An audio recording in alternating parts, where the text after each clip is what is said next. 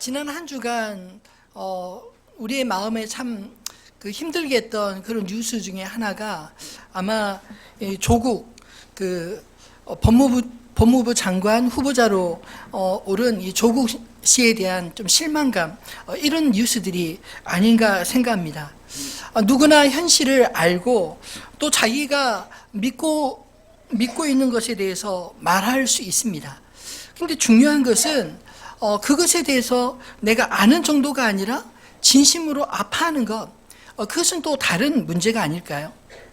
심지어 대학생들조차 이 법무부 장관 후보에 이름을 올리신 이 조국 씨에 대해 실망한 이유는 이분이 그 어느 누구보다 현실에 대해서 날카로운 잣대로 정의와 공평에 대해 말하시던 분이었는데 정작 본인과 가족들에 대해서는 그렇게 살지 않은 것에 대해서 이 배신감을 느꼈기 때문 아닌가 생각이 듭니다.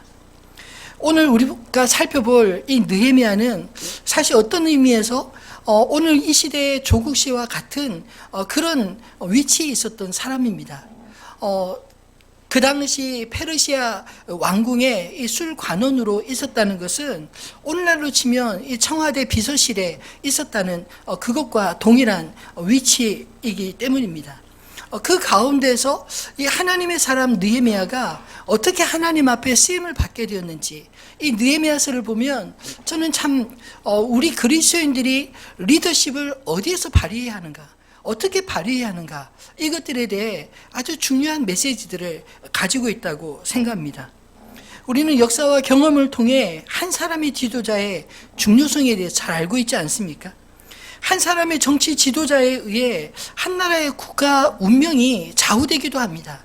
예를 들면 미국 대통령 참 말도 많고 탈도 많지 않나요?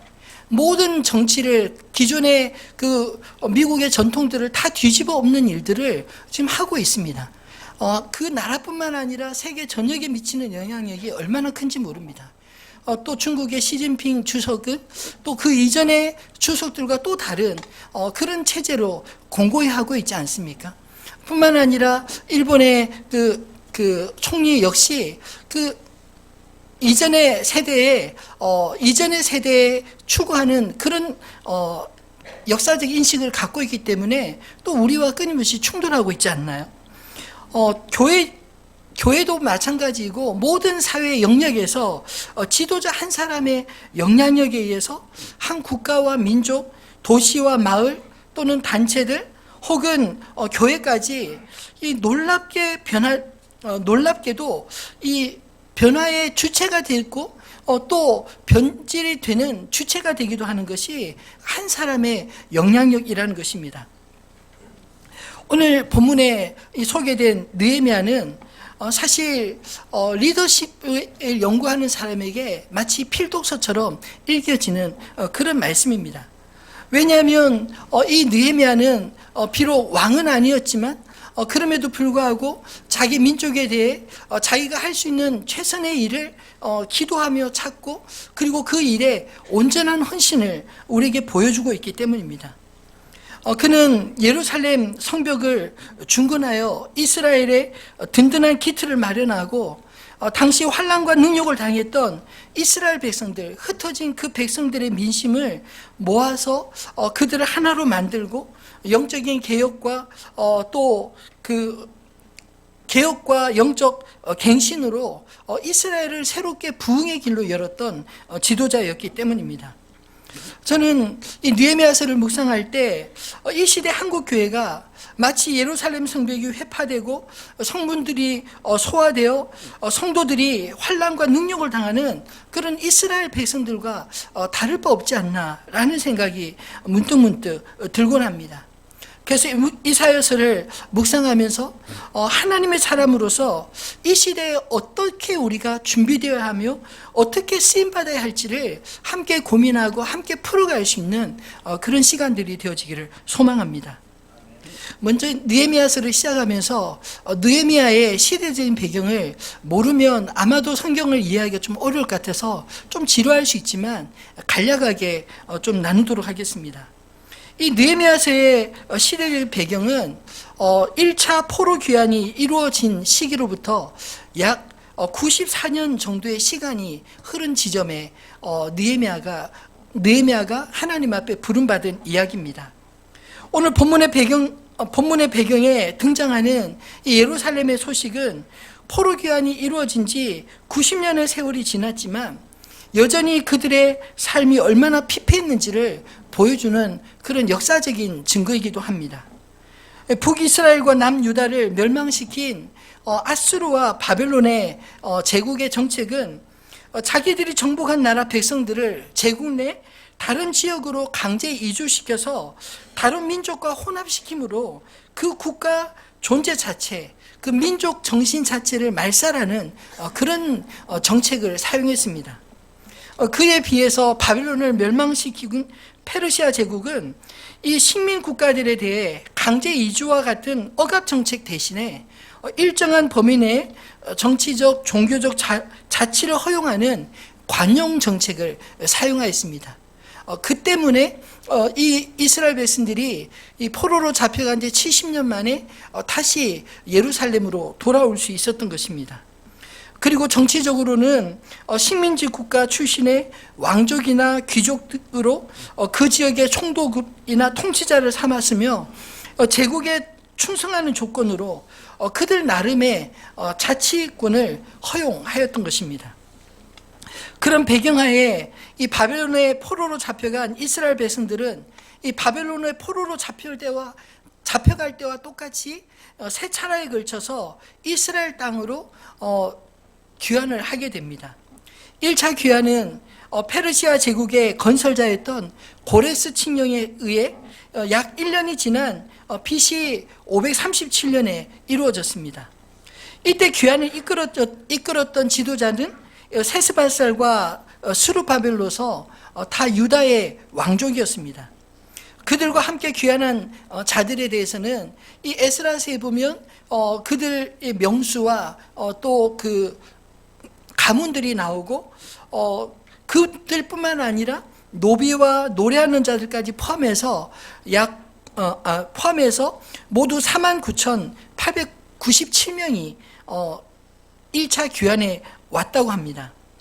이들은 귀환한 지 2년째인 BC 536년에 성전 재건을 꿈꾸고 공사를 시작했습니다.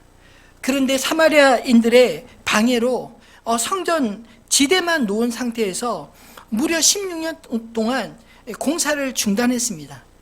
그때 하나님께서 선지자 학개와 스가랴 선지자를 통해서 다시금 BC 520년에 공사를 재개해서 공사 재개한 지 4년 만에 어렵게 스룹바벨 총독으로 있을 때 성전이 완공되게 됩니다.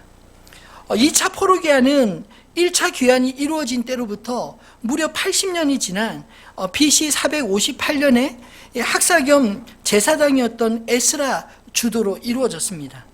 이때 귀환자 수는 대략 1778명이며 에스라 귀환으로 이스라엘의 신앙 개혁 운동이 다시 한번 영적 부흥 운동이 일어나게 됩니다. 그리고 오늘 느헤미야서는 3차 포로 귀환을 이끌었던 인물로 기록되고 있습니다.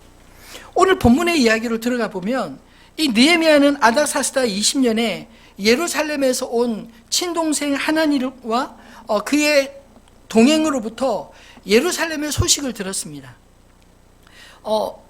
그 당시에 이 느헤미야가 들었던 이 예루살렘의 소식은 우여곡절 끝에 이 성전을 착공하고 그리고 이스라엘 백성들이 이제 의기가 충만해서 이 성벽도 다시 고치자. 그래서 성벽 공사도 시작했습니다.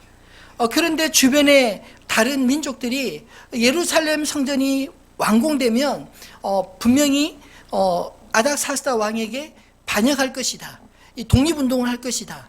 이렇게 왕에게 상소를 올리고 수많은 방해 공작을 해서 결국은 아닥사스다 왕 때 그 성벽 공사를 멈추게 했습니다. 그런데 그 왕이 명령으로 그 성벽을 허물었는지 아니면 대적들에 의해서 했는지는 알 수 없지만 오늘 성경에 보면 그 성전이 거의 완공된 성벽이었는데 그것이 다 허물어지고 심지어는 성벽조차 이 불탔다라고 할 정도로 형편없는 그런 이야기를 듣게 된 것입니다. 느헤미야는 이 소식을 듣자마자 하나님 앞에 통곡하며 기도하였습니다. 그리고 이스라엘 대적들의 방해와 상소로 성벽 건축을 막았던 바로 그 왕, 이 아닥사스다 왕 때에 느헤미야가 술관원으로 있었다라고 이야기를 합니다. 어떤 의미에서 이미 왕이 성전 성벽 재건을 허락하지 않아서 이미 건축된 성벽도 허물어진 그런 형편인데, 느헤미야가 그 아닥사스다 왕에게 예루살렘 성벽 재건을 요청한다는 거, 여러분 그게 결코 쉬운 일은 아니지 않겠습니까? 마치 에스더와 같이 죽으면 죽으리라는 그런 기도와 하나님의 은혜가 없으면 설명할 수 없는 그런 이야기가, 그런 기적 같은 이야기가 바로 우리가 읽고 있는 이 느헤미야서의 내용인 것입니다. 저는 사도행전을 마치고 느헤미야서를 나누고 싶었던 이유는 오늘 우리가 살아가고 있는 이 시대와 영적인 현실이 이 느헤미야 시대와 결코 다르지 않다라고 느껴졌기 때문입니다. 한국의 현실이나 교회 현실은 위기 속에서 성장하고 또 부흥도 경험했지만 여전히 우리 현실은 문제가 많고 또 별로 나아지지 않은 것처럼 느껴지지 않으시나요? 마치 예루살렘 성벽이 무너져 백성들이 보호받지 못하고 있는 것처럼 이 시대에도 고통받고 있는 백성들의 아우성이 넘치고 교회 역시 세상 속에 점점 영적인 영향력, 그 빛을 잃어가고 있는 것 같은 느낌이 들지 않으십니까? 그런 의미에서 느헤미야서는 우리 시대에 무너진 성벽을 보게 하고 우리 그리스도인들이 어떻게 이 무너진 성벽을 끌어안고 그것들을 다시금 회복해야 하는지를 보여주는 이 시대 하나님의 말씀이라 믿습니다. 그렇다면 오늘 우리에게 이 무너진 예루살렘 성벽의 의미는 무엇일까요? 저는 첫 번째로 이 무너진 성벽의 의미는 고통받는 하나님의 백성들, 그 백성들을 의미한다고 생각합니다. 느헤미야는 비록 페르시아 제국의 왕궁에서 술 맡은 관원으로 편안히 살고 있었지만 그는 자기 민족 포로에서 돌아가 정착에 살아가고 있는 예루살렘 백성들과 동일한 그런 민족의 정체성을 가지고 있었습니다. 그래서 예루살렘에 다녀온 형제 하나니에게 이렇게 질문하지 않습니까? 유다와 예루살렘 사람들의 형편이 어떠하냐라고 물었더니 그 대답한 내용이 3절의 내용이었습니다. 그들이 내게 이르되 사로잡힘을 면하고 남아있는 자들이 그 지방 거기에서 큰 환난을 당하고 능욕을 받으며 예루살렘 성은 허물어지고 성문들은 불탔다 하는지라. 여러분, 성벽이 불탔다, 무너졌다, 이것의 의미는 그 성 안에 사는 사람들이 보호를 받지 못하는 상태에 있다, 그것을 의미하는 게 아닐까요? 요즘 우리 시대는 성이 별로 의미가 없습니다. 왜냐하면 성을 넘어가지 않고 그냥 대포 쏘거나 미사일 쏘면 성 안에 있는 사람도 얼마든지 공격할 수 있기 때문에 우리 시대는 이 성이라는 것이 별로 의미가 없지만 이 당시 느부갓네살 당시에 이 성이라고 하는 것은 마치 그 집 대문 열쇠와 같은 그런 역할을 하는 게 아닌가요? 이 도둑이 침범하지 못하도록 문을 꽉 잠그면 못 들어옵니다. 적이 침범하지 못하도록 대문 꽉 걸어 잠그고 성을 지키면 감히 넘볼 수 없는, 그러니까 안전한 보호 상태를 의미하는 것입니다. 근데 그런 성벽이 허물어졌다는 것은 마치 집이 문이 뜯어져 나가고 문이 열려 있는 집에 살아가는 그런 모습과 다를 바가 없는 것이죠. 상상해 보셨습니까? 우리 집에 아파트 문이 뜯겼는데 그냥 그 뜯긴 채로 살아가는 겁니다. 얼마나 그 속에 불안할까요? 안에 사는 것들이 자유가 없을까요? 사람들이 끊임없이 바라보고 또 무시하고 이런 것들을 당하는 현실에 대해서 이 느헤미야가 그처럼 아파하며 그렇게 부르짖었다는 것입니다. 근데 저는 이 말씀을 묵상하면서 이 느헤미야의 반응이 참 독특하게 느껴졌습니다. 왜냐하면 분명히 하나님께서 그 백성들을 돌아가게 하셨는데도 불구하고 원수들이 그토록 그 방해하고 회방하는 모습을 생각할 때, 만약 저 같으면 그런 뉴스 들으면 그 원수들에 대해서 막 분노하는 마음이 일어나고 막 욕하고 막 그러지 않을까 생각이 듭니다. 여러분 뉴스 보면 막 그러지 않나요? 저 요즘 뉴스 보면서 막 한숨을 푹푹 쉬어요. 아휴, 도대체 어쩌려고. 아휴, 왜 이러지? 뭐 이런 식으로. 저 같으면 그럴 것 같은데 느헤미야는 한숨 쉬고 원망하고 뭐 이러지 않았습니다. 심지어 하나님 앞에 원망도 하지 않았습니다. 오히려 본문 4절과 7절과 같은 탄식과 회개 기도를 하나님 앞에 드리지 않습니까? 저도 이 말씀 묵상하면서 그렇게 회개가 됐습니다. 앞으로 뉴스 보면서 한숨 쉬지 않아야겠다. 기도해야겠다. 주여. 그냥 아는 것으로 그치지 않고 아파하고 기도하면서 하나님 이 문제 간섭해 주십시오. 그렇게 기도해야겠다. 이런 생각이 들더라고요. 그렇다면 느헤미야는 그 소식을 듣을 때 어떻게 기도했을까요? 4절로 7절까지 한번 말씀을 같이 읽어보겠습니다. 내가 이 말을 듣고 앉아서 울고 수일 동안 슬퍼하며 하늘의 하나님 앞에 금식하며 기도하여 이르되 하늘의 하나님 여호와 크고 두려우신 하나님이여 주를 사랑하고 주의 계명을 지키는 자에게 언약을 지키시며 긍휼을 베푸시는 주여 간구하나이다.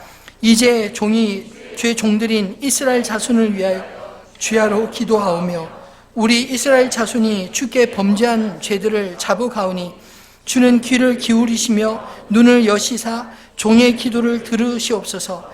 나와 내 아버지의 집이 범죄하여 주를 향하여 크게 악을 행하여 주께서 주의 종 모세에게 명령하신 계명과 율례와 규례를 지키지 아니하였나이다. 아멘. 느헤미야는 예루살렘 성벽이 무너지고 백성들이 고통당하는 현실에 대해서 다른 민족을 탓하거나 기껏 완성한 성벽이 허물어지게 한 아닥사스다 왕을 원망한 게 아닙니다. 오히려 그가 진심으로 탄식하며 애통했던 것은 이스라엘 자손, 그들 조상 때부터 범죄한 그 죄악에 대해서 회개하는 기도를 하였다는 것입니다. 상상해 보십시오. 사실 느헤미야 시대에 죄 때문에 이스라엘이 흩어진 게 아니지 않습니까? 적어도 성경을 연구해 보면 느헤미야 시대 이전에 약 200년 전 혹은 최소 160년 이전에 이스라엘 그 조상들의 죄로 인해서 그들이 흩어짐을 당한 것입니다. 그렇다면 원망해도 그 조상들을 원망해야 되지 않을까요? 근데 이 느헤미야는 하나님 앞에 탄식하며 그 조상들의 죄를 마치 나의 죄처럼 여기고 나와 내 아버지 집이 하나님 앞에 범죄하였나이다. 그렇게 기도하고 있지 않습니까? 예루살렘 성벽의 허물어짐 같이 하나님의 백성들의 범죄는 마치 견고한 성을 부수는 것과 같은 그런 효과입니다. 즉 하나님의 보호를 우리가 범죄하면 그것을 걷어내는 효과가 있다는 것이죠. 그렇다면 무너진 것들은 무엇을 의미할까요? 영적인 것만을 의미하겠습니까? 저는 그렇지 않다고 생각합니다. 사실 영적으로 하나님과의 관계가 멀어지고 하나님이 싫어하는 것을 행함으로 하나님을 점점 떠난 것도 문제이지만 그것이 기초가 되어서 삶의 전 영역에서 하나님 없는 삶을 살아감으로 그 세상의 삶의 영역 모두가 다 허물어졌다라는 것입니다. 예수전도단의 아프리카 선교사를 지낸 린다 콥 여사라는 여사가 나라를 제자 삼는 하나님의 8가지 영역이라는 책을 썼습니다. 우리 사역반에서 이 필독서로 읽고 있는데요.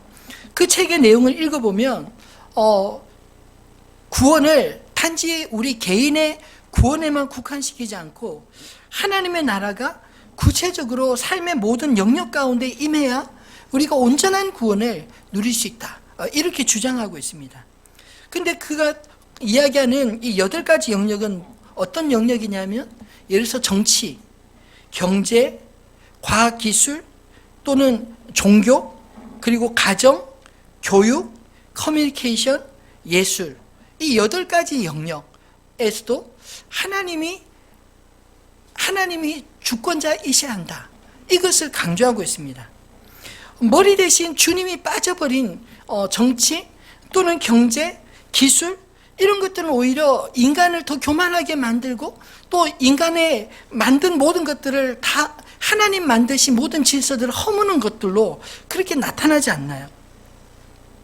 그래서 진정으로 우리가 구원을 받는다면 우리의 삶의 영역에서 내가 하나님을 인정하고 하나님 내 인생의 주인이시라면 내가 살아가는 삶의 모든 영역에서 하나님의 주권이 나타나고 실현되어야만 비로소 그 사람을 통해서 구원이 점점 세상 속으로 흘러가게 된다. 이렇게 말하고 있습니다. 여러분, 열방에 대해 우리의 관점이 변화되기를 소망합니다. 우리의 단지 생각과 관점이 아니라 하나님의 관점으로 하나님이 세상을 어떻게 바라보시는지, 하나님이 우리의 가정을 어떻게 바라보시는지, 하나님이 이 땅의 정치와 경제, 문화를 어떻게 바라보시는지를 그런 눈으로 바라봐야 되지 않을까요? 직업에 대해서도 성경적 관점이 필요합니다. 직업은 하나님과 동떨어진 것이 아닙니다. 저는 개인적으로 이런 믿음을 갖고 있습니다. 내가 하나님의 사람이라면, 내가 하나님을 주로 모시는 하나님의 백성이라면 내가 하는 모든 일이 하나님의 일이 된다 믿습니다. 여러분 그렇게 생각하시나요? 왜냐하면 하나님이 나에 대해서 관심을 가지고 있기 때문에, 또 내가 하나님의 사람으로서 내게 맡겨진 일을 할 때 그것을 그냥 하겠습니까? 하나님을 믿지 않고 하나님을 인정하지 않는다면 그냥 내 경험과 세상의 그런 방식대로 할지 모르지만, 적어도 우리가 하나님 믿는 사람이라면 하나님 앞에 모든 문제를 기도하지 않나요? 하나님, 이런 문제는 어떻게 해야 합니까? 하나님 이렇게 도와주십시오. 그리고 하나님의 지혜를 구할 때 하나님께서 우리를 통해서 이 땅의 모든 일에 하나님의 간섭하심, 하나님의 돌보심, 하나님이 예비하신 은혜들을 맛보게 해주신 줄로 믿습니다. 그것이 바로 청지기 관인 것입니다. 우리가 하나님의 청지기이기 때문에 우리가 맡겨진 모든 일 하나님의 청지기인답게 감당해야 되지 않을까요? 예를 들어서 그리스도인 정치인이라면 자기 정당만 볼 게 아니라 민족의 미래를 바라봐야 되지 않습니까? 나의 이익만 추구하는 게 아니라 궁극적으로 하나님 앞에 정말로 하나님이 기뻐하실 일을 찾고 또 이 민족을 위한 가장 선한 일을 선택해야 되지 않나요? 사람 눈은 속일 수 있습니다. 하나님 눈은 못 속이지 않습니까? 하나님 앞에 우리의 양심을 속이지 않는다면 어떻게 하나님 믿는 정치인들이 욕먹을 수 있겠습니까? 경제도 마찬가지입니다. 하나님을 믿는 사람이라면 사람의 눈은 얼마든지 속일 수 있습니다. 얼마든지 내가 성공하기 위해서 짓밟을 수도 있습니다. 그러나 하나님의 사람이라면 어떻게 그럴 수 있습니까? 못하지 않나요? 하나님의 사람이라면 하나님, 나도 살고 저도 살게 해주십시오. 하나님 함께 더불어 살 수 있는 지혜를 주십시오. 그렇게 기도해야 되지 않나요? 직장에서 하나님의 사람이라면 나에게 맡겨진 일을 마치 하나님의 사람답게 그렇게 감당해야 되지 않습니까? 능력이 부족하면 하나님 앞에 구하시기 바랍니다. 그리고 맡겨진 일에 대해서 하나님 앞에 지혜를 구하고 하나님께서 주시는 능력으로 우리에게 맡겨진 일 하나하나 돌파해 나가면서 하나님의 사람으로 인정받는 그런 일들이 많아지기를 소망합니다. 단지 영적인 부분만 아니라 우리의 실제적인 삶의 영역이 무너져 가고 있기 때문에 현실도 이렇게 비참하게 무너지는 게 아닌가요? 그리스도인들이 이렇게 많아지는데, 교회가 이렇게 많아지는데 그 능력이 나타나지 못하는 이유가 모든 것을 구원을 영적으로만, 개인적으로만 해석하고, 그리고 실제적인 삶의 영역에서 우리가 나 몰라라 하는 영역이 많아졌기 때문 아닌가요? 우리의 안목의 변화가 일어나기를 진심으로 소망합니다. 사단은 단지 우리의 영적인 문제만 공격하지 않습니다. 우리의 삶의 전 영역에 하나님의 자리를 보지 못하게 합니다. 그리고 그 자리에 마치 자기가 왕인 것처럼 그렇게 행세하지 않나요? 예수님이 사단에게 시험 받을 때 세 번째 시험이 무엇이었나요? 네가 만일 나에게 절을 하면 내가 만국의 모든 권한을 다 너에게 주겠다, 이런 제안을 하지 않습니까? 원래 그의 것이 아닙니다. 속이는 것입니다.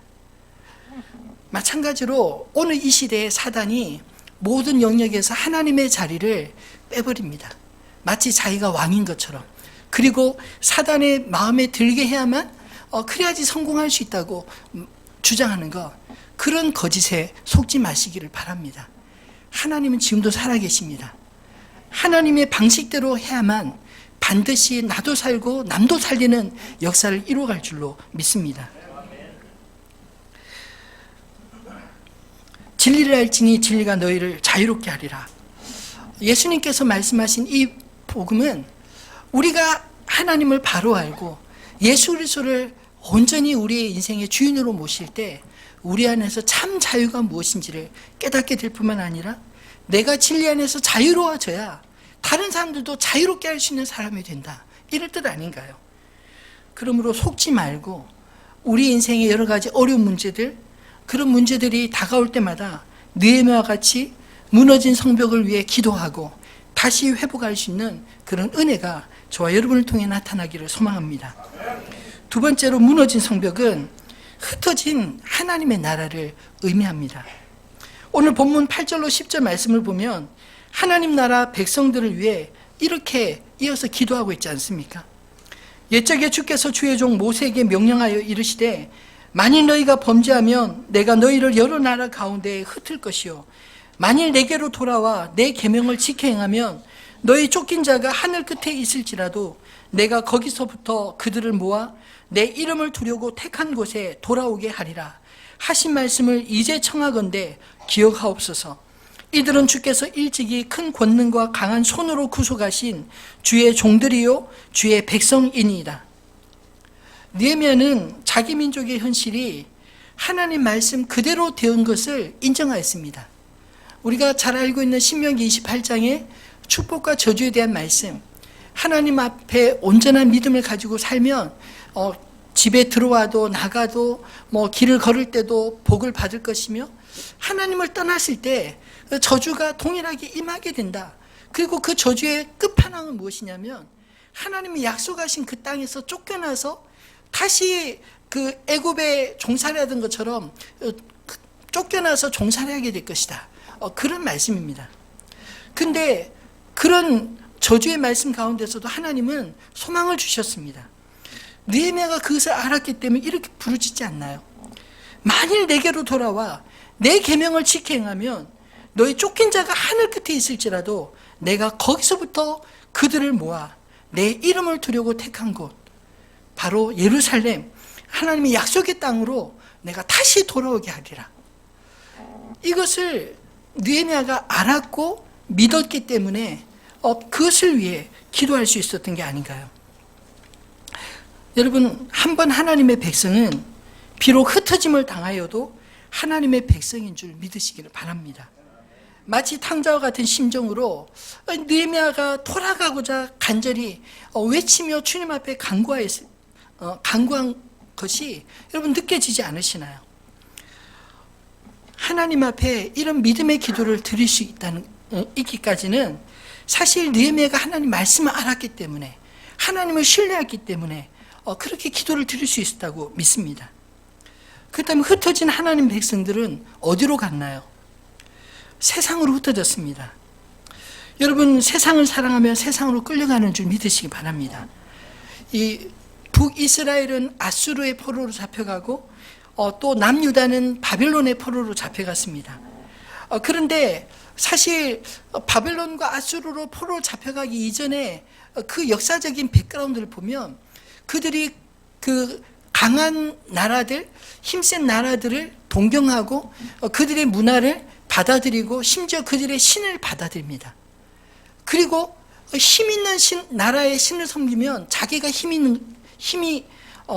힘이 오는 것처럼 그렇게 믿었기 때문에 하나님께서 그들이 섬기는 신의 나라로 그들의 지경을 뽑아 옮기시는 겁니다. 이게 성경의 원리입니다. 여러분, 우리가 세상 것 좋아하고 그것들을 사모하고 마치 그 세상이 주는 힘과 권력과 그 쾌락에 끌려가면 결국 그것에 우리의 마음만 뺏기는 게 아니라 우리의 삶의 전체가 성도일체 뽑혀지는 그런 안타까움을 겪게 된다는 말씀이 아닌가요? 저는 성경의 모든 기록은 마치 우리 인생의 거울과 같이 우리 자신을 돌아보게 만드는 그런 힘이 있다고 믿습니다. 성경 역사책이 아닙니다.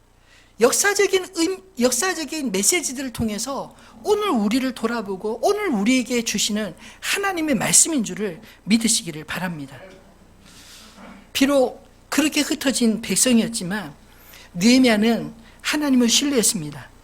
만일 내게로 돌아와 내 계명을 지키면 그 주님의 말씀을 붙들었습니다. 여러분, 기도하실 때 하나님의 약속을 붙들고 기도하시기를 바랍니다.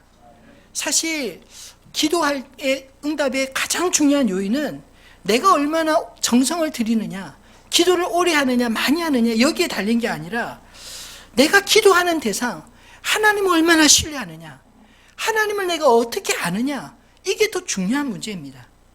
오늘 보십시오. 이 느헤미야는 하나님에 대해 잘 알지 않았습니까? 그분이 어떤 분이신지, 말씀하신 그대로 이룰 수 있는 능력이 있으신 분임을 알았습니다.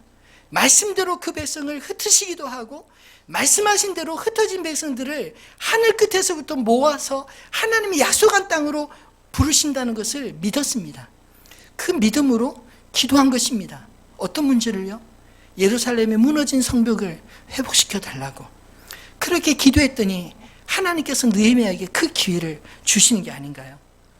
사랑하는 성도 여러분, 약속하신 하나님을 향한 신뢰가 기도 응답의 조건인 줄 믿으시기를 바랍니다. 믿음은 하나님의 약속, 미래에 주어질 그 약속을 오늘 우리의 삶, 이 현실의 삶에 끌어다 누릴 수 있는, 쓸 수 있는 특권인 줄 믿으시기 바랍니다. 하나님의 약속을 잘 알려면 어떻게 하나요? 성경을 우리가 잘 알아야 되지 않습니까? 성경을 배워야 합니다. 바라기는 2학기에 이제 9월달부터 신앙 강좌 열리게 됩니다. 여러 강좌들이 오픈이 되는데 여러분 성경을 배우기에 힘쓰시기를 바랍니다. 하나님의 약속의 말씀을 붙들고 기도하는 훈련을 힘쓰시기를 바랍니다. 사랑하는 성도 여러분, 하나님 나라 백성으로서의 연대의식을 가지고 계신가요? 느헤미야는 자기 나라에서 오랫동안 적어도 한 3대 정도 느헤미야는 자기 조국을 떠나서 이 페르시아 제국의 국민으로 그렇게 살았지만 그럼에도 불구하고 그의 몸에 흐르는 피는 여전히 하나님의 백성, 이스라엘 백성이라고 하는 그런 자존감을 가지고 있었습니다. 그런 느헤미야였기 때문에 그는 비록 왕궁에서 호요식할 수 있는 힘을 가지고 있고 안정감을 가지고 있었지만 그 예루살렘 성벽이 무너진 그 소식을 듣고 고통하며 그 백성들과 동일한 그 감정으로 하나님 앞에 탄식하며 부르짖고 있는 게 아닌가요?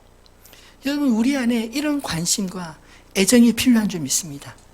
여러분, 우리 안에 그 무너진 성벽들을 느낄 때 그런 안타까움을 가지고 기도해야만 하나님은 그 기도에 응답하지 않나요? 여러분, 이 시대에 무너진 성벽은 어떤 것들일까요? 앞에서 말씀드린 것처럼 이 란다콥 여사가 이야기하는 8가지 영역, 뿐만 아니라 참 많은 영역들이 지금 무너지는 소식들이 들리지 않아요. 그 중에 가장 교회에서 이 무너지는 소식이 들리는 것이 영적 리더십도 문제지만 다음 세대에 무너진 소식이 정말 끔찍할 정도입니다. 서울 안에서도 이 주일학교가 사라지고 있는 교회들이 지금 점점점 많아지고 있다고 합니다. 주일학교 없는 교회가 한 50% 된다고 하는 그런 이야기를 들었는데 참 놀라운 이야기지 않나요?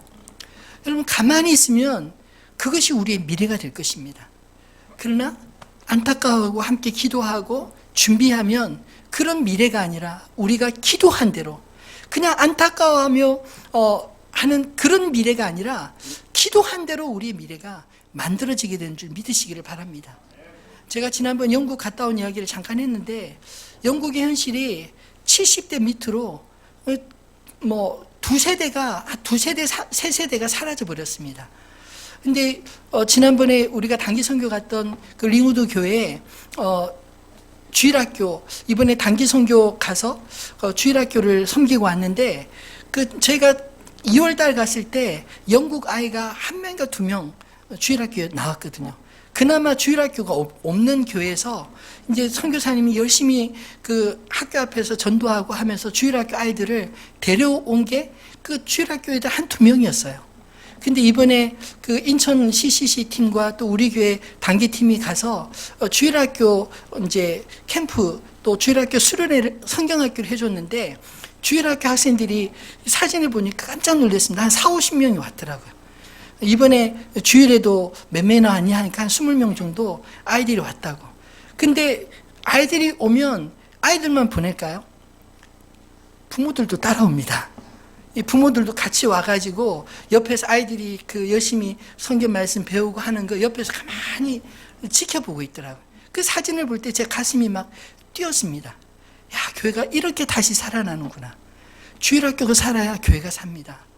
저는 교회를 개척할 때 그 사실이 눈에 확 들어왔습니다. 주일학교가 무너지면 교회가 무너지고 주일학교가 살면 교회가 살아난다. 우리 교회는 주일학교에 제가 투자하는 이유가, 애쓰는 이유가, 또 성전 건축을 위해서 준비하는 이유가 이런 교회의 미래를 잘 준비하기 위한 그런 애씀인 줄 이해해 주시면 좋겠습니다. 말씀을 맺겠습니다. 여러분, 무너진 성벽을 바라볼 때 어떤 심정을 가지시나요? 어쩔 수 없는 일이지, 한탄하고 낙심할 게 아니라 그 무너진 성벽을 놓고 하나님 앞에 애통하며 기도하는 자, 그런 기도가 하나님의 나라를 다시금 바로 세우는 힘이 되는 줄 믿으시기 바랍니다. 사실 느헤미야가 이 예루살렘의 무너진 성벽의 소식을 들을 때 제일 먼저 한 것은 기도이지 않았나요? 그것은 하나님이 풀어주셔야만 이 문제가 해결된다고 하는 분명한 믿음. 왜냐하면 하나님께서 그 말씀하신 대로 이스라엘이 되었고, 하나님이 말씀하신 대로 회복되려면 결국은 하나님이 허락해 주셔야 한다.